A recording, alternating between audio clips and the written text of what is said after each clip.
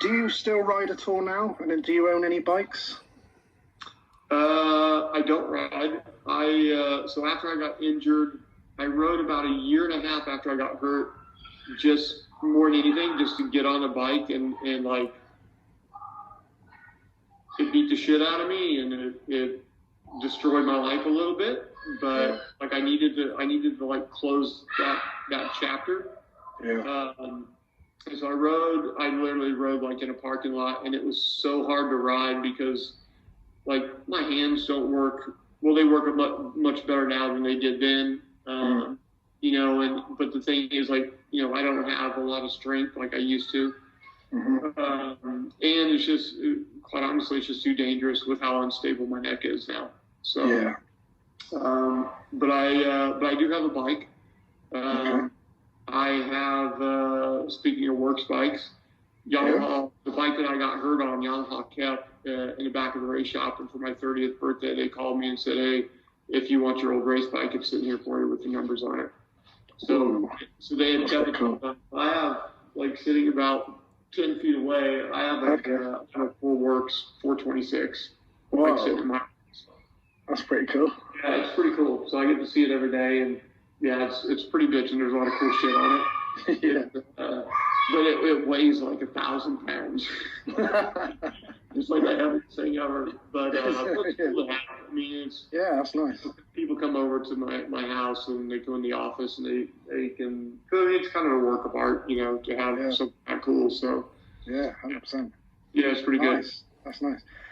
When exactly did you finish competitive racing, and why? I think some people know this, but yeah. So my last race would have been A2 in 2000, and then the following weekend at San Diego in the second practice session of the day. First practice went well. Second practice, we had just been given the green flag, and we actually had a pretty big break. The 125 had just finished, and then they stopped practice to do a little bit of work on the track. Okay. So there was like a 10-minute break, and I actually have a pretty cool photo of myself, Villeman, and Jeremy just sitting on our bikes all together, like waiting in the tunnel to go onto the track, which is like the last real photo of me on the bike. And so they had tweaked a couple things on the track, and so they just given us a green flag, and I rode out, and I was just riding around the track like in second gear really slowly, just like rolling over everything to check out what they had changed. Yeah. And going through the whoops, my front end just caught a hole. I was going 2 miles an hour, and I just fell over, but I didn't put my hand out because I was going so slow, and it just caught my head just wrong and broke my neck, paralyzed me from the neck down, and it happened instantly. Like the second I hit the ground, I knew what was going on. It didn't knock me out or anything. And I am stupid. I mean, if it was, had they not made the changes to the track, I would have come through the first corner, did the step jump in third or fourth gear and blitzed through the whoops, and things would have maybe been different. But I mean, you never know what's going to happen. I mean, dirt bikes are dangerous, right? You know, it can happen slow, it can happen fast. I mean, you know, it was in my cards, and that's what was going to happen that day, and you know, get on with it. So I'm blessed that I was able to have the recovery that I've had, and you know, after months and months and months and months, you know, I was able to regain the use of my arms and my legs, and I get around like a pretty normal person these days. And a lot of people that don't know the story just think that I like have a bad hip or a bad ankle from the little bit of a limp that I have, but it's all right. Get through it. Fair play. What other sports do you enjoy watching or doing other than motocross? Yeah, you know, back to the injury thing, like I really can't do a whole lot of things. For a while, and I need to get back to it, but I've had a couple of operations like on my hip and my back, but for a while I was doing a lot of cycling, which I really do enjoy cycling. I did a ride with Jamie Dobb and some boys over in England and into Italy for Marco Sumicelli after he had passed away. And I did a big bike ride here in the U.S. I rode from where I got hurt at San Diego and at Qualcomm Stadium all the way to Daytona. So, you know, which is a couple thousand miles, and we raised like $250,000 for spinal cord research in doing it. So like That's awesome, yeah, that was what I was really into. And I got my bike set up with my trainer in my bedroom, which I'm actually going to do a ride on Friday. We're doing a ride. A bunch of us are going to do like an online deal for Nikki Hayden ride. 69 miles on Friday for Nikki. That's pretty cool. That's cool. I mean, Nikki's, everybody that knew him loved him, so that's kind of like the thing I like to do. But as far as like what I like to watch, my son plays golf, so I like watching golf. Yeah. We like to, we watch it, we study it, we learn from it, and then plus, for our business, we represent a lot of the top U.S. golfers. Oh, right. Okay. So, so I think that's probably what we watch the most of besides the normal motorsports, right? Like, obviously we're watching, motocross, supercross, MXGP, MotoGP, Formula One, IndyCar, NASCAR. Like, if it's got an engine in it, we're obviously going to watch all that stuff. Yeah. And that's just more habit than I think it is anything else. Yeah. Sometimes you don't really enjoy it, but you just have to know what's happening and what's going on. Yeah. I mean, so I would say like the golf and motorsports are probably the thing that we watch the most around the house. Okay, cool. Yeah. What would you say was your most memorable race during your career, or was there a specific meeting or race that you most enjoyed that sticks in your mind? Obviously your first professional win. Yeah. Is always pretty special. So that for me was at the Charlotte Supercross. So that was that's one of those kind of life-changing moments. It's like, you get on the podium and stuff like that, but, until you go win one, it's always, you're always striving for that. So I would say that's definitely one. One of the races that I always loved to go to, and I'm so glad I got to at least win it once, was Daytona. Yeah. Just because, I remember watching like Hannah and those guys, and it was like, man, like you're badass if you can win that race, right? Yeah, it's a bit of an iconic one as well, isn't it? Supercross, it's outdoors, it's way longer.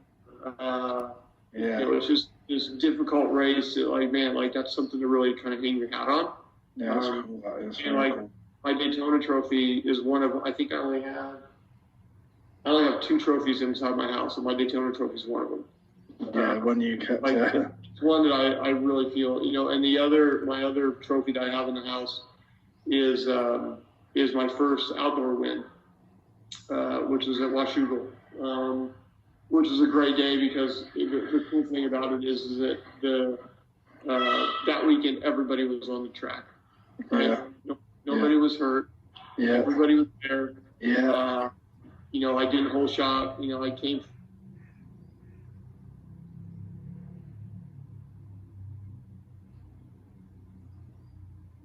No, I lost you there.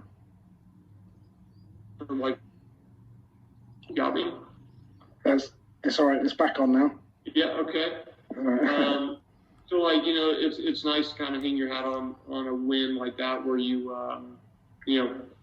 where you have to kind of fight for it, and you're not just kind of walking away. Obviously, walking away is fun, but the enjoyment from like just obviously we're all competitive, and the enjoyment of beating people is that's the reason why we love to do it anyway. So I'd say those are a couple of the highlights for me for sure. Yeah, superb.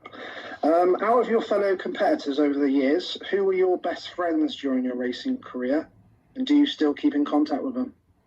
Yeah, I mean, I would say, probably, obviously, everybody knows me and Jeremy we're best friends and live with each other. We were teammates and whatnot. So, I mean, that was a pretty special bond that we had.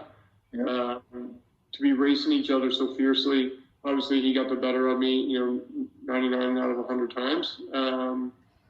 But we were good friends, and I was in his wedding, he was in my wedding, that type of thing. Like the rest of the guys, like I'm still pretty close to everybody. I mean, we all, obviously we all have families now, and trying to raise our kids the right way and whatnot. So we're busy, but it is fun. It's a little bit different now with this virus thing going around. really hang out. Yeah.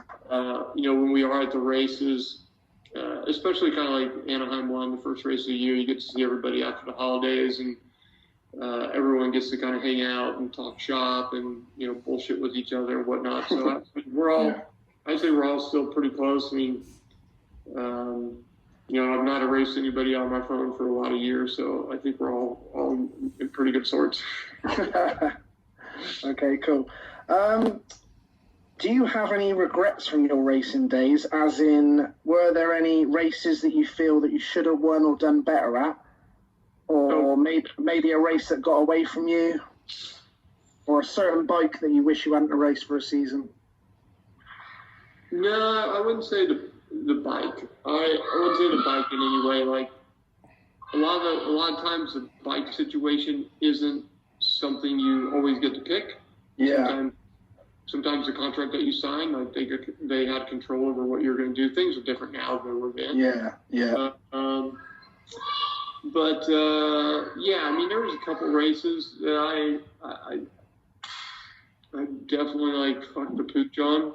That that you look back, you're like, man, that's just my kids are yelling, so sorry about that. That's all right. That you look back, you're like, man, you just made a couple, one to two little moves here or there, really changed a lot. Decisions on. Atlanta 98. That rings a bell to me. I'd been riding pretty well, had a bunch of podiums, and I was leading that race. I'd worked myself into the lead. Yeah. I had a pretty big gap on everybody. And there wasn't 6-7 laps left to go. And I beat Jeremy in 125 Supercross, but I'd never really beat him straight up. I beat him, he ended up beating him, but battling for a podium or battling for a win and actually beat him. And that's when he was at 98. I mean, he was firing on all cylinders right then. Yeah. I'd never beat him straight up, and my goddamn mechanic, which I love to this day, but he put on the pit board, he's all Jeremy in second coming. And, I was like, no, I'm going to fucking beat this guy. You know what I mean? And I worked internally about beating him badly that I gave it up to him. Because I did it. I worked myself up. I tightened up, started making bad choices, and I had a bunch of really good lines during the night. Yeah. So that's one that you think, you're like, gosh, you idiot. You could easily, all you got to do is just keep doing your lap time. If you just focus on your lap time, not what's going on. I had a big enough gap, you would have never caught me. So that's one that got away that, you're just like, damn it. But, I mean, that's, it's racing, it's living, it's, it's an experience. So at the time it was pretty painful. But, it was nothing. A couple beers didn't wash away that night, that's for sure. Okay, cool. Can you tell us a funny story from your racing days, memories? Tell you a funny rental car story. This is 90,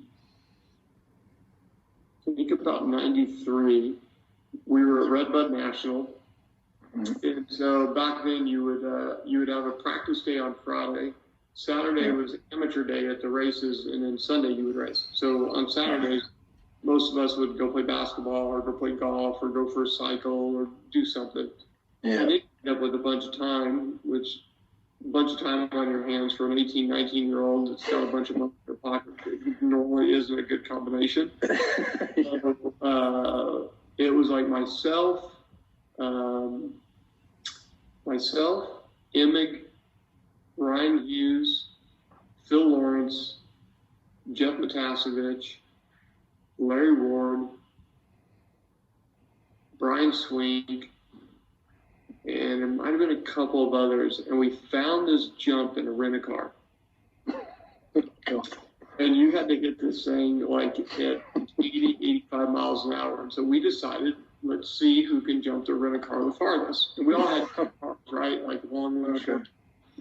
And there were 5 cars nearly totaled by the end of it. Jesus. And I still to this day, and they were all rented from separate places, fortunately. And not one of us got in trouble. Like, wow. We all called them in, and like I had a car delivered to me like 3 or 4 hours later, because I had ripped the oil pan off the bottom of it. It was. I got it back to the hotel, and so there were some crazy rental car stories over the years, but that was one that was pretty nuts for just a bored Saturday afternoon trying to jump your rental car as far as you could. And I think Jeremy Albrecht, who now is a team manager at JGR, I think he's the one that actually. They were like in a big Cadillac or something. They must have jumped this thing. Oh man, I bet you they jumped it 80, 90 feet. It was crazy. Dude, it was absolutely nuts. We were all, because everybody would jump it, and then you could see where they hit, and we'd like make a mark. Okay, that's so and so. Yeah. He flew way past all of us. So even that become competitive. Yeah.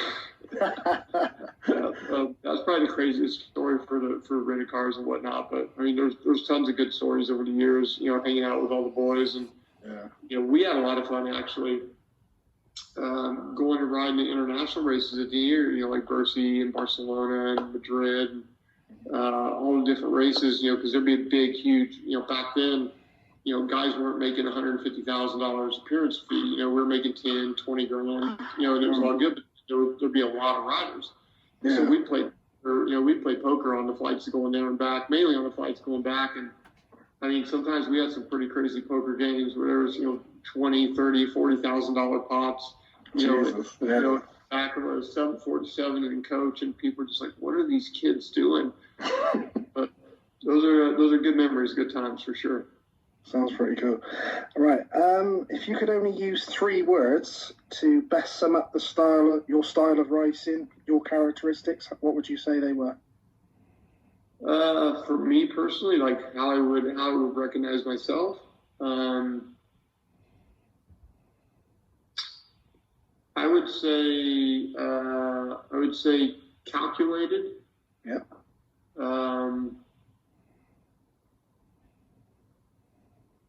Smooth. At least I tried to be. And just full effort. I know that the one thing good that I can say about my career is I left everything on the track every time.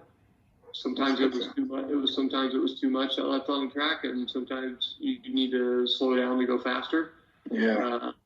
But at least I can say it wasn't because I didn't try or I didn't care. I just gave in or something like that. At least the things that did damage to me was maybe trying too hard sometimes. But I can live with that. Yeah, 100%. During your racing career, what would you say was your main strengths were, and did you have any weaknesses that you paid particular attention to more in practice than other things? I would say as a professional, because I'm so tall. Yeah. And ironically, it ended up being what took me out of my career was in the whoops. Because I was tall, I could get really far back on the bike. I could get through the whoops. I would say generally better than most guys could. Yeah. So I would say that was one of the things I was pretty good at. I wish my starts would have been better. I wish I would have been a better starter throughout my career. I think I probably would have had a lot more race wins and maybe a couple championships. That really kind of hindered me, I would say, a lot of times, especially on the little bike, because I was always a bit bigger and heavier. Yeah. But I mean, you kind of work on everything, right? Like the times of racing then versus now is quite a bit different, right? Back then it was more about having good lines and finding a good rhythm on the track, whereas now it's about scrubbing jumps and getting through the corners as fast as you can. Yeah. It's the way the tracks are just built different now. Yeah. So I would always, we always worked a lot on just, landing the downsides as smooth as you could. And one of the things that we actually did a lot of was ride BMX for that. Yeah. Time in. Yeah, just about timing, just about being smooth and trying to be effortless and whatnot. Now that actually helped me quite a bit in my professional career was riding BMX. Oh, that's interesting. Yeah, I mean, I would say, during the off season, we would have our BMX bikes in the back of our truck, and we'd go ride BMX probably 2 out of 3 days during the week after we get done testing. Yeah. So, yeah. Oh, that's quite cool. If you could re-race a specific race or meeting tomorrow in your full prime, where and what would it be? Full prime. Mm.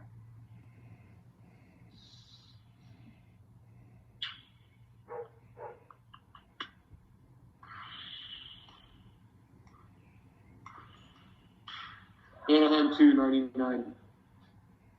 Yeah. Yes. I should have won that race. I made a couple of mistakes. I ended up third, but I should have won that race. Ezra won it. Jeremy was second.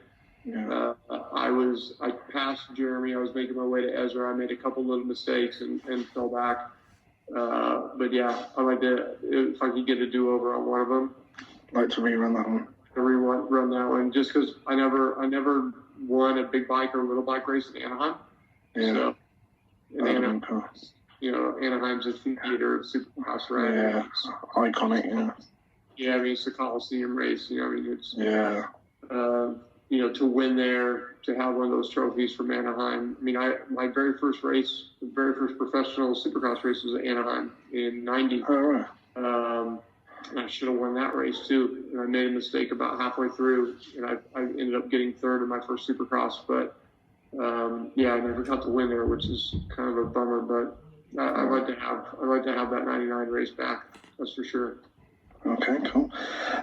What would you actually say that your greatest achievement is been in motocross stroke supercross, and why? Greatest achievement. I